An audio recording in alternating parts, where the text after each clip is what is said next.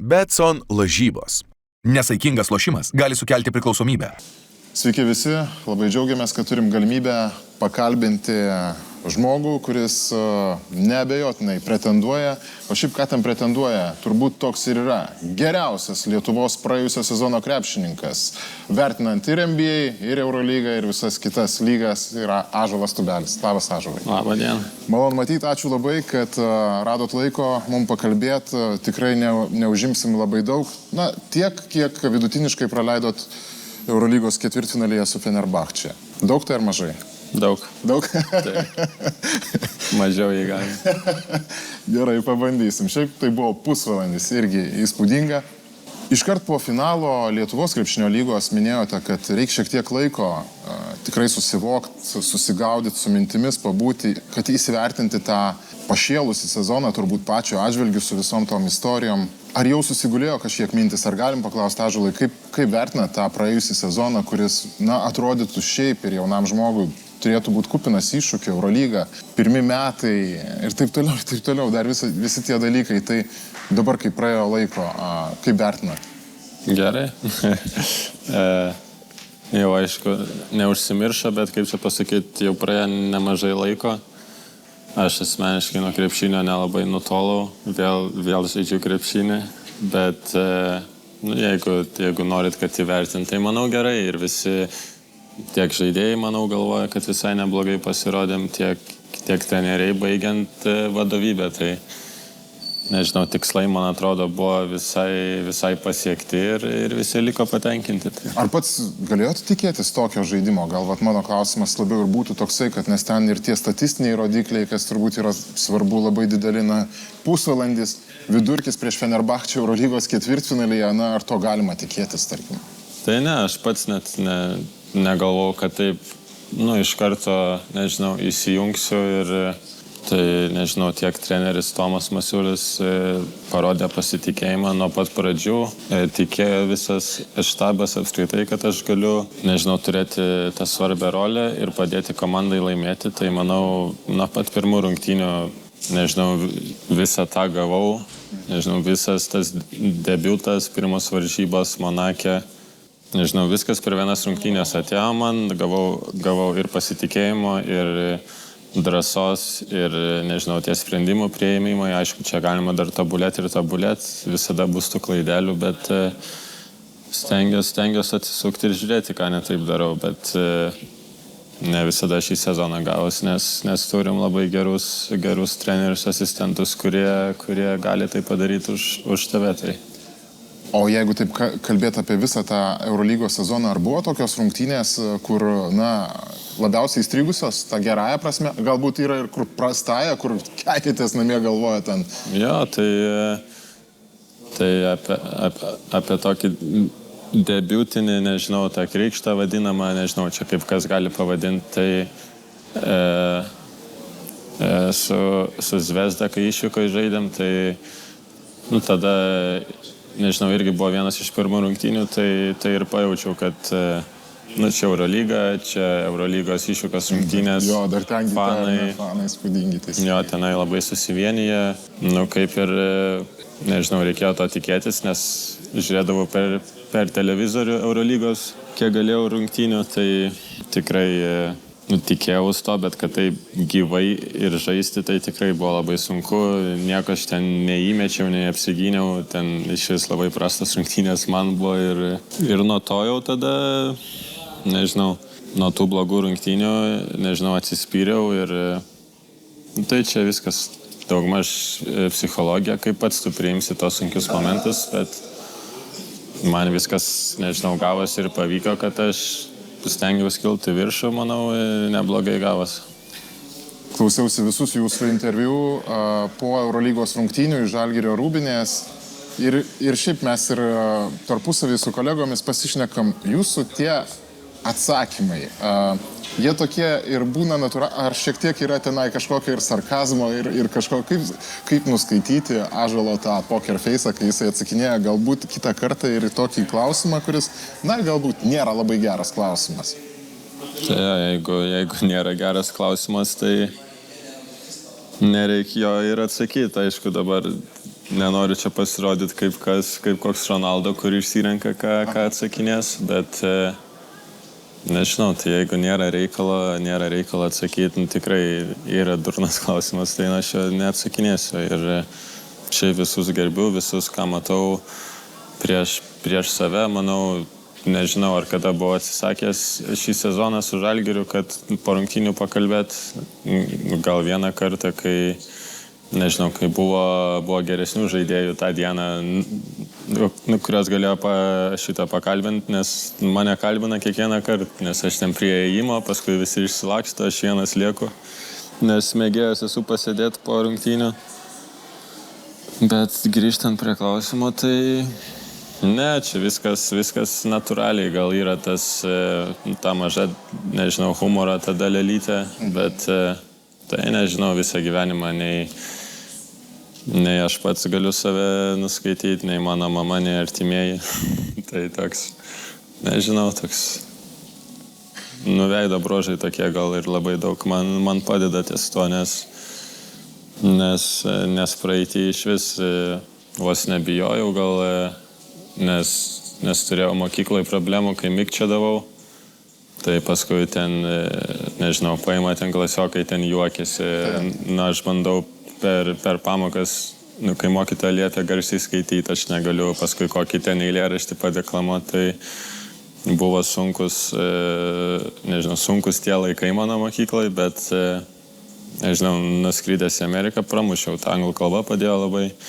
Vis tiek, nežinau, kai kalbi kita kalba, tas mąstymas gal truputį kitoks ir man tiesiog ta anglų kalba, nežinau, kaip plauktum baseinė, taip eina ir be problemų, nes ten neužsikertu, o su lietuvių kalba dar vis užsikertu.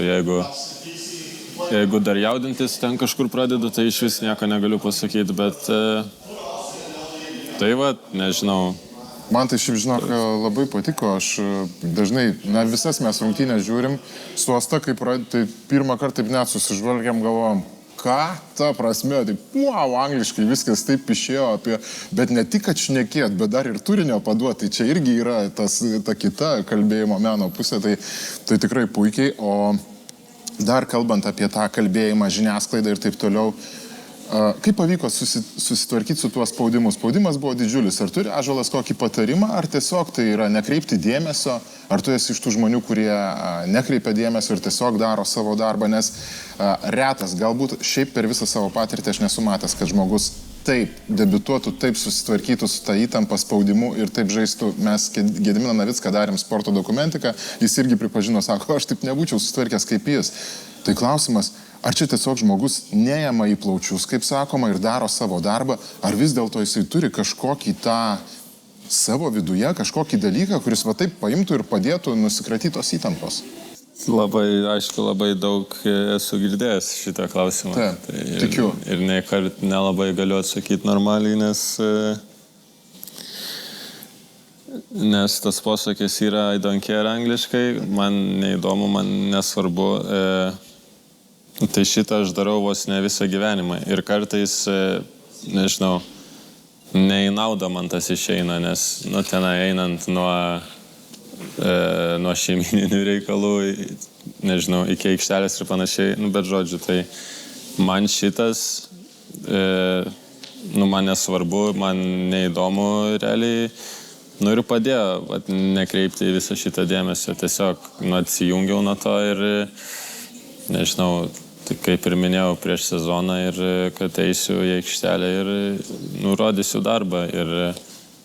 Nes kitos išeities nelabai mačiau, nes, nežinau, atsikeliu, pirma mintis reikia įrodinėti iš pradžių, kad aš čia galiu būti ir kad aš esu tinkamas šitai komandai. Tai, aišku, aš galiu išsiplėsti čia su tuo atsakymu, bet manau, supratot mintį. Ja. Minėjai, kad šią vasarą šiek tiek savaitėlė po rinktinės stovyklos bus laisva ir vėl sportuosi, ne per daug, neperspaudi. Blemba, jau čia, žinai, kūnas tas, tai vis tiek turi atlaikyti labai didelius tuos krūvius. Ir kai sportuosi, ką tobulinsi, ką nori dar gerinti? Sportuosiu, tai visada reikia sportuoti, kol jaunas. Nes sportuosiu, kol nebegalėsiu, jau kojos jau sunkios bus. Bet tai jo savaitę po rinktinės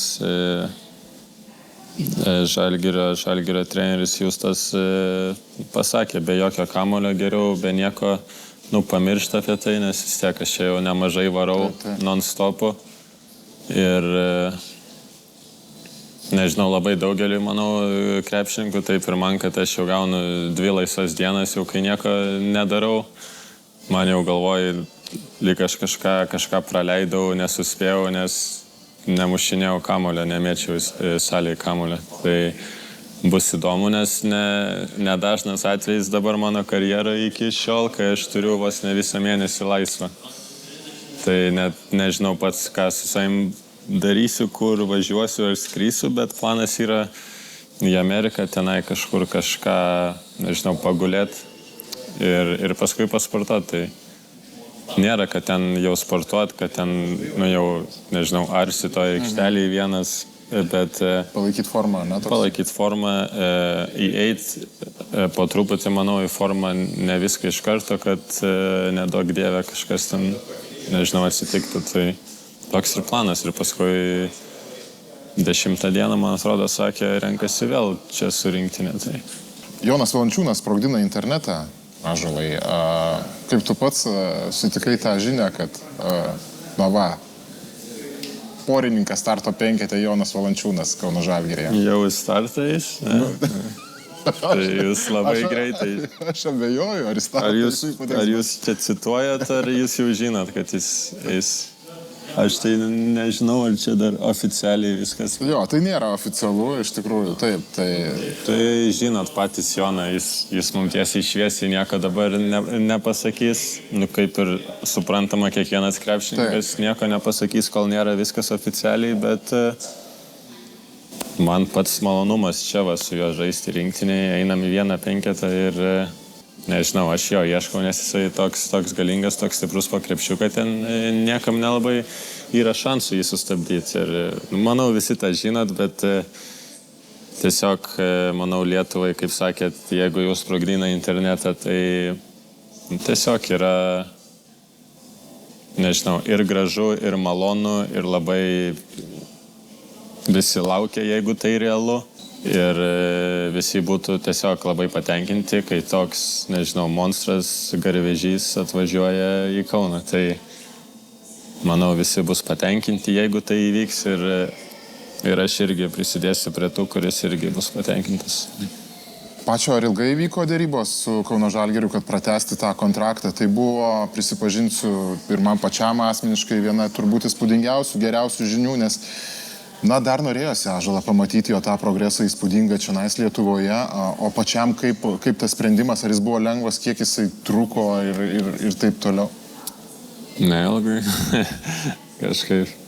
Tai ne aš jums sakysiu, ten kas ką dar siūlė, nei kiek, nei kur, bet aš žinau, šitas prioritetas buvo Žalgiris, aš ten labai...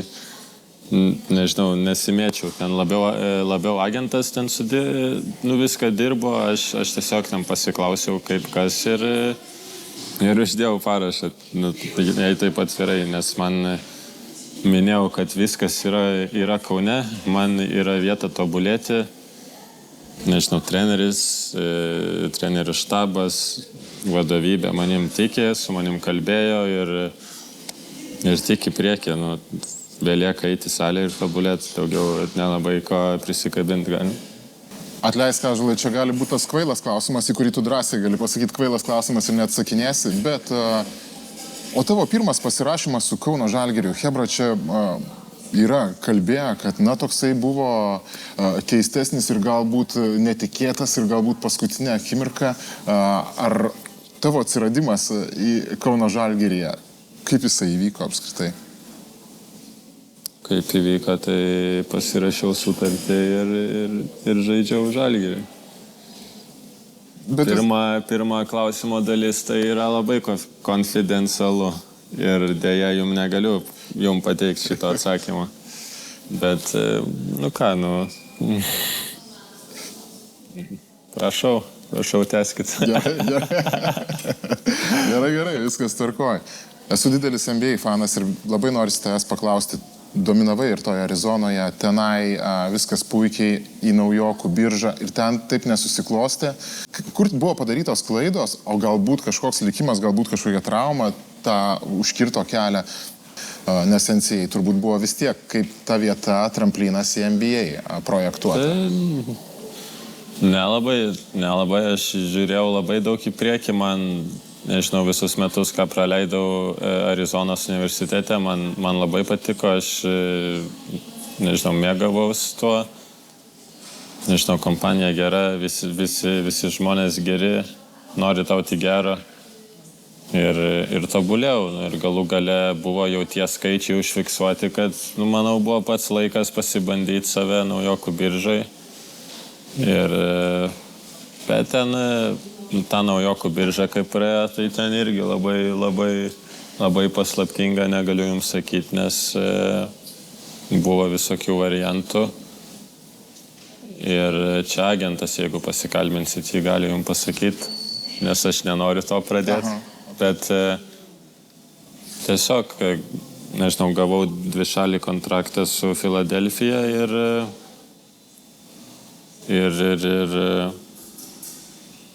atsisakė manęs paskui. Bet, tiesiog sakė, nelabai tikau tai komandai būtent ir kad mane jie stebės, žiūrės tą patį progresą ir taip toliau. Tai ar buvo liūdna? Taip, man buvo liūdna, nes toks mano toj trumpoj karjeroj buvo toks pirmas, kuris, nežinau, kaip jūs atleistų, o sportas ar... Būtų labai liūdna. Tai va, tai man ir buvo liūdna ir tada reikėjo jau skambinti, ieškotis darbą. Tai, aišku, vėl ten agentas suderino, kad žaisčiau Neptūne. Bet čia jau aš per daug einu. Jūs klausėte tokie... Mano buvo kitas klausimas. Tu grįžai, ar tau, kaip tu pats reaguoji? Aš reaguoju ir daugelis mano kolegų reaguoja kaip didelį nesusipratimą ir treneriai, kai Rytas gauna, bet tarsi neranda vietos ir sako, važiuok į Neptūną. Kaip tu priėmei asmeniškai tai, kad, tarkim, buvai siunčiamas nuomos pagrindais? Ar viskas gerai, just business ir... Juokingai skambės, man tai gerai buvo, viską supratau, atvažiuoju ne nuo pat pradžios sezono, visas komandas yra sukomplektavusios. Nei aš ten piktas, nei ką, kad man nėra vietos Vilniuje ir Neptūnas gerai prie jūros. Prie jūros, su vaizdu į jūrą, nežinau, keltas, viską matau ir man ten gerai buvo, man ten labai gerai buvo, ten aišku negerai buvo, nes ten vienas žaidėjas mano pozicijai gavo traumą, man atrodo, ir užtat atsivėrė tą vietą man, bet neatsimenu, kaip ten tiksliai buvo, bet man gerai, aš turėjau prie savęs Deividą Gailių, Mindaugą Girdžiūną, Žygimantą Janavičių, tai jie jau, aišku, labai geri žaidėjai, jau buvę keli yra ir dabar yra dar du, kurie žaidžia, bet vis tiek nebe tos kojos, man atrodo, kai jie buvo jau savo praime jaunystėje. Nenoriu įžeisti, kai kalbu apie veteranus savo. Bet, aš ateinu jaunas, su Sargiūnu buvom Neptūne, ir mėtėm ir visus į košę dėjom. Tai ir viskas labai paprastai. Susimečiau savo, atsikovojau savo, pasiėmiau tą statulėlę, kuri man nelabai įdomi. Nežinau, net kur jinai yra, jie atvirai, net pas mamą jaučiu nėra Vilniuje. Tai ateis laikas, kai, žinok, bus įdomi, tikrai, tai aš galvoju, tikrai. Tai va, tokia istorija ta. Geras, okei. Pratęsiant tą temą tavo augimo ir tobulėjimo, ar tritaškis yra tavo kaip vienas iš pagrindinių dalykų, kuriuos tu norėtum patobulinti, nes esmė yra ta, kad viskas okei, tu jau geras labai krepšininkas ir ten tikrai milijonų niekas prastiem nemoka, bet kalbant apie ateitį, ar tritaškis yra tavo repertuare, kad jį pagerinti, ar tu jau esi irgi patenkintas toks, koks yra, nes 40% berods Eurolygoje buvo pataikymas tarsi ir ko daugiau norėti.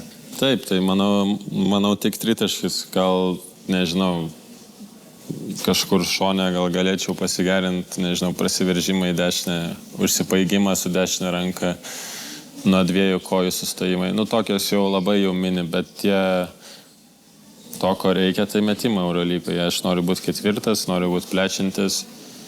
Tai, jo, tai visai normalu, kad pradžiai sezoną turėjo gynėjai nuo manęs atstumą, truputį rizikavo, visiškai normalu. Naujokas, nemetantis beveik. Bet dirbau, nežinau, aišku, negaliu sakyti, kad kiekvieną dieną eidavau ir dirbau. Tai meluočiau aš jums, bet būdavo, dienų, kai nenueidavau su žygiu pamėtyt. Bet stengiamės eiti ir mesti tą tritaškį, kad tiesiog išdirbti. Bet klausyk, Žygis niekad nebūdavo geras tritaškių metikas, aš irgi puikiai pažįstu, daug jam esu teisė ir jis dabar tritaškius treniruoja. Kaip čia taip nutiko? Tiesiog... Gerai jis treniruoja tas tritaškius? Gerai, jis pats nemeta.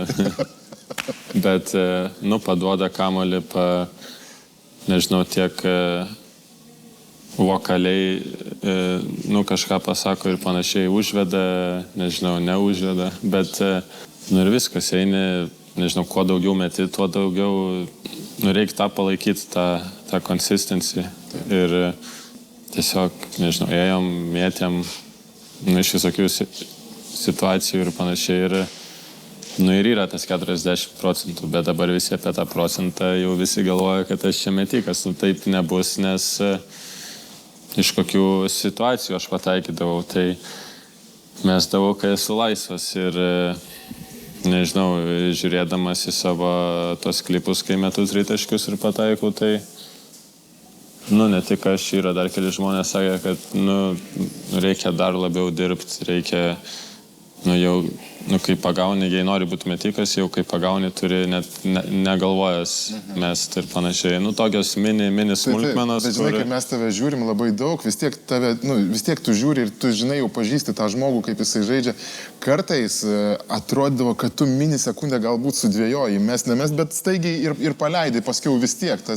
Tokie dvėjonė atrodytų minimaliai visiškai, bet tu ją peržengi ir meti. Tas yra fainai. Jo, nes tada, jeigu visi jau žinos, kad aš mesiu laisvas, tai visi jau šoks arba, ir tada aš galiu praeiti į dešinę, į kairę pusę, tai, tavo dar damušt reikia ir tada, manau, būsiu dar geresnis krepšininkas.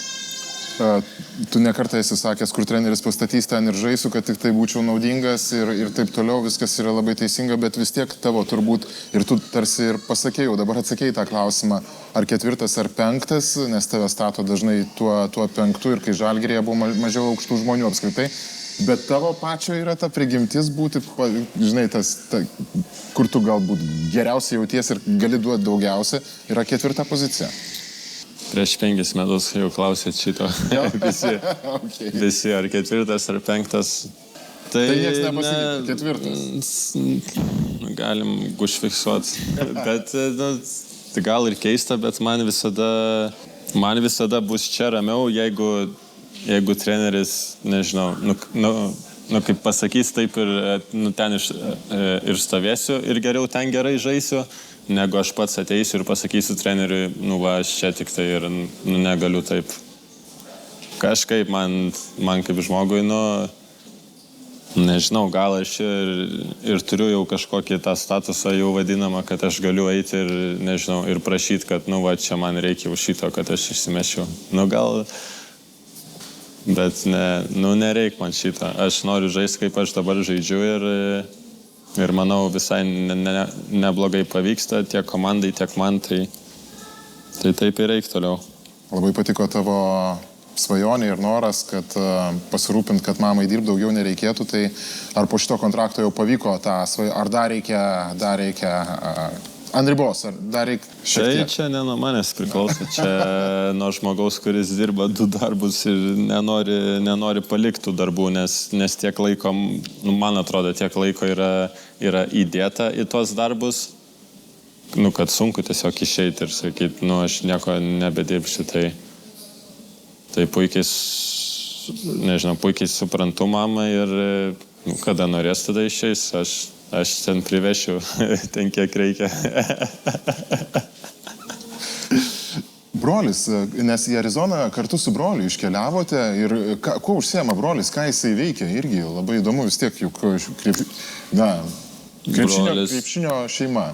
Jo, brolis buvo su manim Arizonoje, suprato, kad kaip žaidėjas netempė to koledžo Division I komandos lygio, tai tada vis tiek norėjo likti kažkur aplink krepšinį, kažką studijuoti su mokslo srity, kad būtų sportas.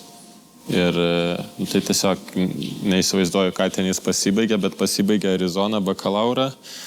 Tada Marčiulionis žaidė jau St. Mary's. Jisai nuvarė pas Marčiulionį kaip skautas, kaip video medžiagos karpimo žmogus, paskui individualaus, individualių įgūdžių tobulėjimo žmogus, žodžiu, dirba su taim, ir padeda ten trenerių štabom.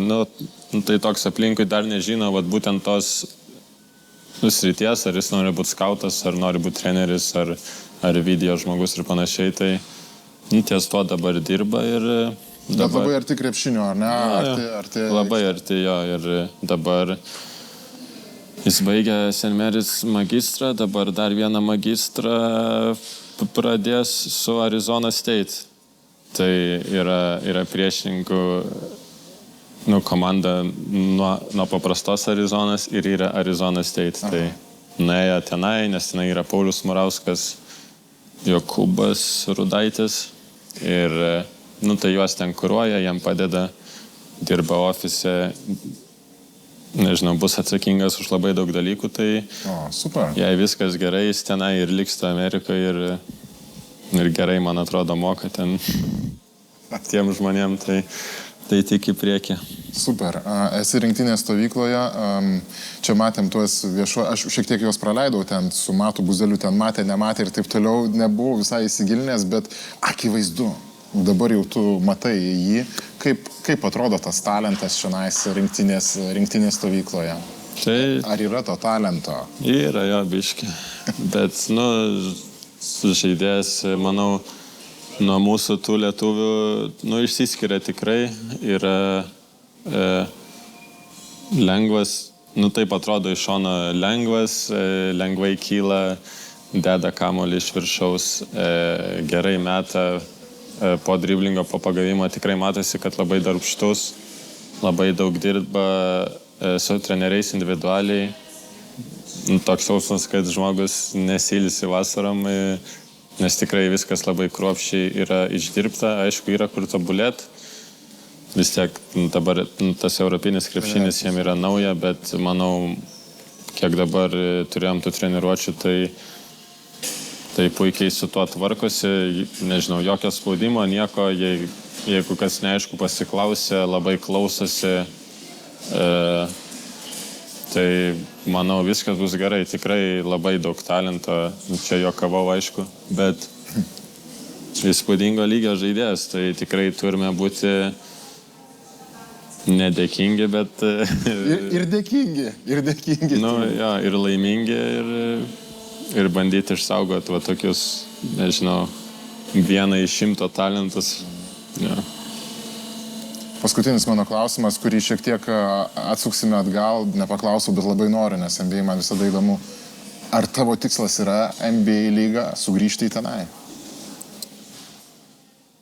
Dabar nėra dar manos nieks paklausęs dabar, bet gerai pagalvojus, tai man dabar gerai yra viskas su Kauno Žalgiriu. Kaip ir minėjau, viskas yra duota, gyvenu gerai, arena labai netoli, nežinau, duoda smūdį tos šeikus po treniruočių. Visos sąlygos yra, nueini pavalgai areną, jei nori. Tai iki smulkmenų, ne viskas? Viskas, manau, daug maž ką turi NBA komandos. Ir gal ne dabar, gal kažkur, jeigu dar būsiu geras, vėliau gal. Ąžuolai, tu tik būk sveikas, ačiū tau už skirtą Ačiū. laiką, tikrai didžiausios sėkmės, gražios vasaros, pergalės. Ačiū. Ačiū. labai. Betson lažybos. Nesaikingas lošimas gali sukelti priklausomybę.